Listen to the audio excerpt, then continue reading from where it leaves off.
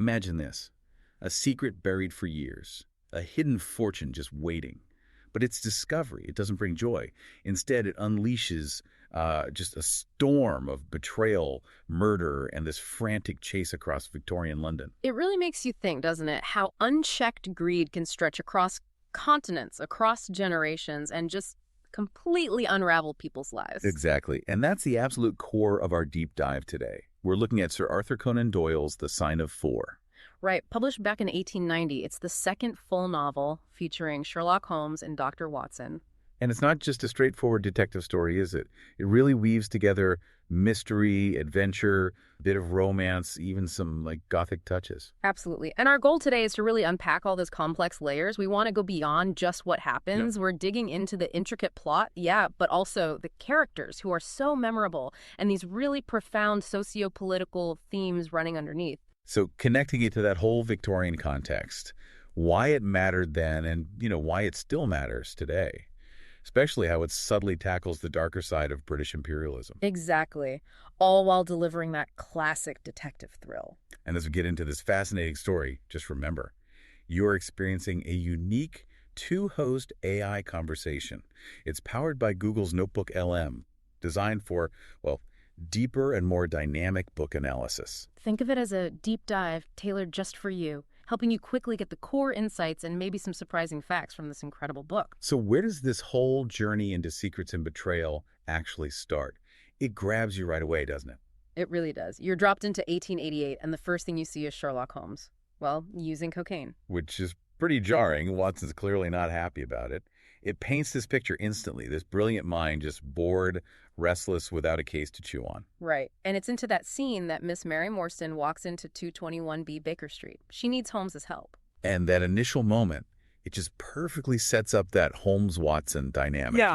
Watson's the moral compass, the human touch against Holmes's, let's say, unconventional methods. He grounds the whole thing. And Mary's case, it's a real puzzle. Definitely. Her father, Captain Arthur Morstan, he just vanished 10 years ago.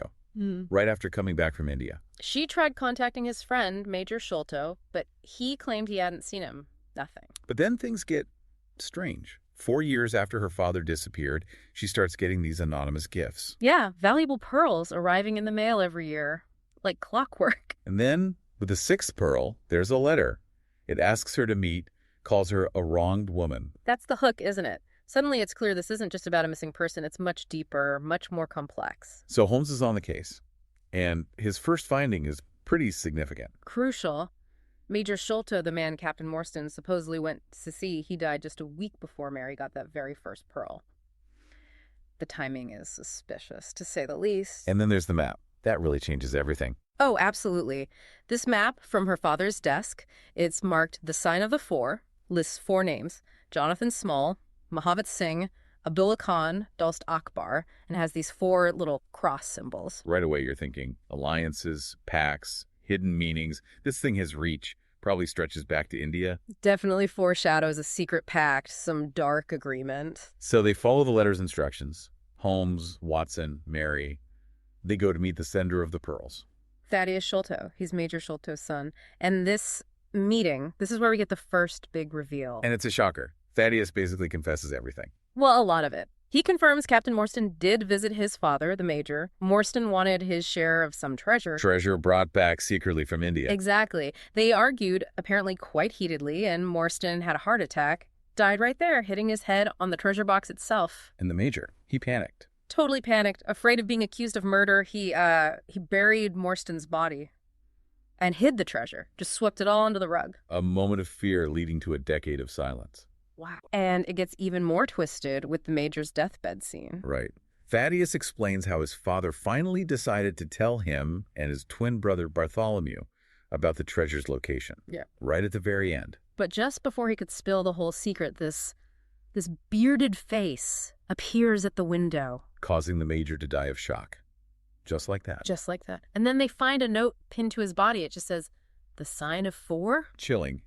It just reinforces how tangled everyone's fates are, how the past is literally haunting them. For sure. And you see the contrast between the brothers. Thaddeus feels the guilt, the burden of his father's actions. Sending the pearls was his way of trying to, make amends. While Bartholomew, the twin, just got obsessed with finding the treasure for himself. Completely different reaction. Very telling. But that hunt for the treasure, it leads straight to more darkness. They all go to Bartholomew's house, Pondicherry Lodge, Hmm. and find him dead. Locked in his lab, poisoned. There's a poisoned thorn stuck above his ear. And the treasure? Gone. Taken through a hole cut in the ceiling. This is where Holmes really shines, though. The police jump to conclusions, arrest Thaddeus. Right, the obvious suspect. But Holmes, he's looking at the details, the footprints, the method. He deduces 2 people were involved. A white man with a wooden leg, who we later learned is Jonathan Small, and a small accomplice. An Andaman Islander, right? Yeah. Based on the footprints. Exactly. Tiny footprints, traces of creosote. It's that classic Holmesian deduction versus, well, standard police procedure. A stark contrast. And with those deductions, the chase is on. This is where the pace really picks up, right? How does he track them? He brings in Toby, the dog, a scent hound. Ah, Toby. Yep, Toby tracks them to a boat landing on the Thames. They find out Small hired a steam launch, the Aurora. So, boat chase. Not quite yet. First, Holmes activates his network, the Baker Street Irregulars. His street kids. His eyes and ears on the ground. Precisely. They track the Aurora. It just shows Holmes's methods unconventional, maybe, but incredibly effective. And then comes the climax on the Thames, that iconic chase. Oh, it's fantastic. The police launch chasing the Aurora down the river, high tension. It ends with the Andamanese Islander trying to shoot Holmes with a poisoned blow dart. But he's killed in the struggle. Yes. And Small tries to escape, runs the Aurora aground, and he's finally captured. But the treasure. Yeah. The whole reason for all this death and betrayal. Scattered. Small throws it overboard into the murky Thames during the chase. Gone. Which feels incredibly symbolic, like this toxic wealth just couldn't be held onto. Exactly. It's almost like the river itself cleanses it away. Now this brings us to Jonathan Small's confession. And this is really the heart of the book's critique of colonialism, wouldn't you say? Definitely. He tells his whole backstory. He was a soldier in India, lost his leg to a crocodile in the Ganges. Right. And during the Indian Rebellion of 1857, a really key historical event looming over the story, he ended up hiding out in the Agra fortress. And that's where the Sign-of-Four Pact originates. That's right. While he was on guard duty, 3 Sikh troopers overpowered him. They gave him a choice. Help them rob a disguised servant, Achmet, who was carrying a fortune in jewels, or die. So complicity or death? He chose complicity. He did. That robbery and Achmet's murder sealed the pact. The Sign-of-Four was born in that crime, that shared guilt. It really starts to show the messy consequences of empire, even for the colonizers themselves. But their crime didn't stay hidden forever. No, they were eventually caught, sentenced to the Andaman Islands penal colony, brutal place, and that's where the next layer of betrayal comes in. This involves Major Sholto and Captain Morstan, Mary's father. Yes. Small found out they both had serious gambling debts. So he cut a deal. He told them where the treasure was hidden back in Agra. The deal was they retrieve it, help the 4 convicts escape, and everyone gets a share. But Sholto reneged on the deal. Completely. He double-crossed everyone, stole the treasure for himself, sailed back to England, and left Small and his partners rotting in the penal colony. Morstan seems to have been involved too, or at least complicit. That betrayal is the fuel for Small's revenge quest then. Decades later. Absolutely. He finally escapes years later with Tonga, an Andaman Islander whose life he'd apparently saved back in the colony. And when Bartholomew Sholto eventually finds the treasure his father hid. Small's plan was just to steal it back, get what he felt was rightfully his. But Tonga killed Bartholomew, apparently without Small's direct order. It highlights that cycle of violence, doesn't it? How desperation and injustice can lead to more tragedy. It really does. You know, as we're untangling all these threads, loyalty, betrayal, fate, it's clear how much there is to think about here. And for anyone listening who enjoys this kind of reflection, remember you can find more AI-powered book analysis on our YouTube channel, Mindful Moments. It's designed to spark that kind of deeper thought. We continue these kinds of deep dives there. Good point. So let's maybe zoom out a bit now. Talk about the characters more broadly, the big themes, and why the Sign-of-Four still resonates. Okay. Starting with Holmes himself. Brilliant, yes, but also troubled. You see his amazing deductive power, his scientific approach. But also that restlessness, the cocaine use. He represents a kind of rational, methodical force for justice, but he's complex. Definitely not simple. And then there's Watson.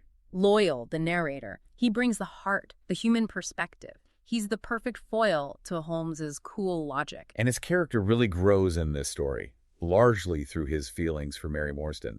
He embodies warmth, decency, that moral sense. He's our anchor. And Mary Morstan, she's presented as, well, kind, brave, very morally upright. Right, she's not interested in the treasure itself. She wants justice for her father.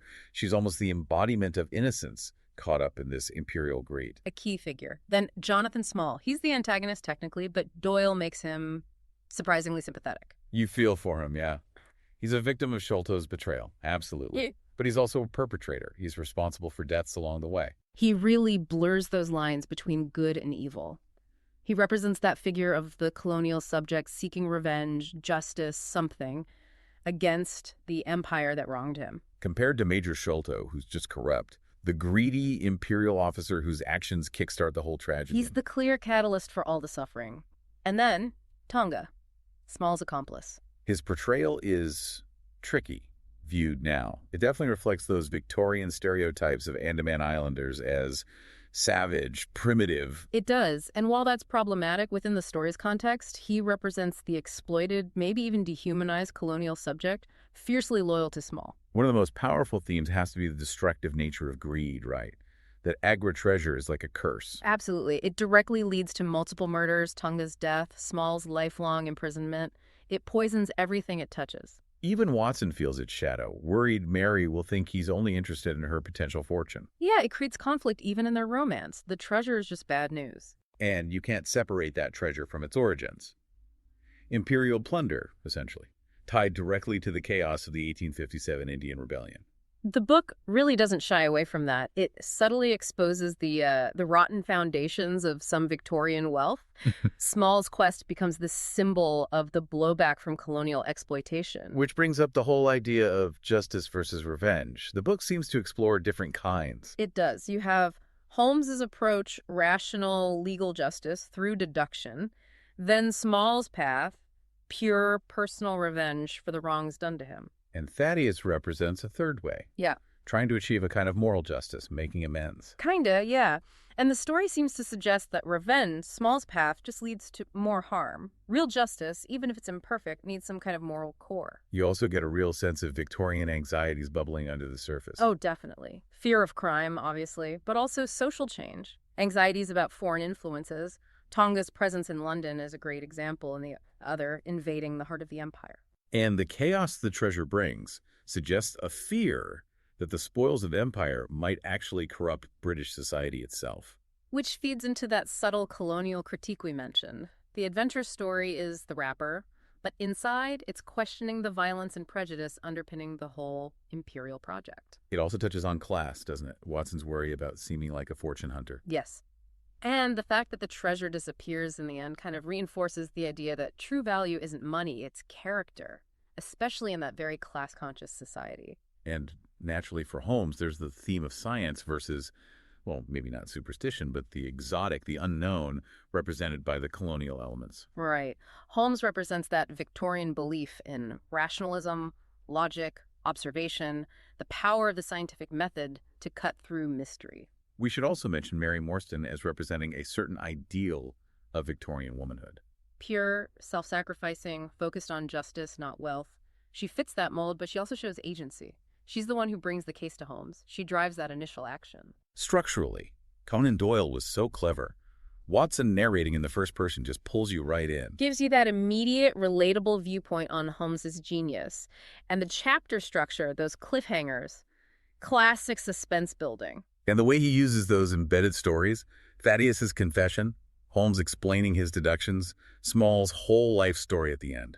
It's a really smart way to deliver a lot of complex backstory from different perspectives without bogging down the main narrative. Plus, the writing itself, vivid imagery, those gothic touches mixed with sharp detection, it creates a unique feel. It's interesting that it wasn't a huge smash hit immediately. No, it had moderate success, but later, especially after the Holmes short stories really took off, people rediscovered The Sign of Four and its reputation soared. Now it's seen as foundational. Setting up so many detective fiction tropes. The brilliant but eccentric detective, the loyal friend and narrator, the locked room element, the big reveal at the end. Exactly. Its influence is massive, not just on writers, but even supposedly on early forensic science. And its engagement with those deeper colonial themes really elevates it beyond just a simple puzzle. And the cultural legacy is just immense. Holmes is everywhere. One of the most adapted characters ever. Film, TV, stage. The Sign of Four itself has been adapted many times. It really helped build modern fandom. So thinking about today, why does it still matter? What's the relevance? Well, those themes are still incredibly relevant, aren't they? Justice, corruption, the consequences of power and greed, the impact of the past. These are timeless issues. True. And the whole idea of wealth corrupting influence feels very current. Definitely. Plus, the dynamic between Holmes's individual brilliance and his sometimes questionable social responsibility that still sparks debate about expertise and ethics. And the resolution with Watson and Mary, finding love based on character, not class or money. It feels surprisingly modern, actually. A message about authentic relationships that cuts through the materialism. It's a rather hopeful note to end on, considering the darkness. So as the story wraps up, Mary doesn't get the treasure, just the pearls Thaddeus sent. But the loss of the fortune means there's no barrier between her and Watson. Right. He proposes, she accepts. Love conquers the class divide, in a way. While Holmes, well, he goes back to his needle, doesn't he? The case is solved, the intellectual stimulation gone, so he seeks something else, that restless mind again. It leaves you thinking about him, too. But the book itself, it's just this masterful mix. Thrilling mystery, sharp social commentary. It really earned its place as a classic. It really did. And remember, diving into stories like The Sign of Four isn't just entertainment. It gives you these incredible insights into our world, then and now. Absolutely. We encourage you to keep exploring these ideas. Check out Mindful Moments in our podcasts for more analyses like this one. And to continue your own exploration of this specific book, click the link you see on screen for the full in-depth analysis. Please subscribe if you haven't, share this deep dive with others who might be interested, and maybe consider purchasing the book through our link if you'd like. And most importantly, keep thinking critically. So, we leave you with this thought. In a world still obsessed with making and losing fortunes, what kind of treasure is truly worth seeking? And what hidden costs might we still be paying for it?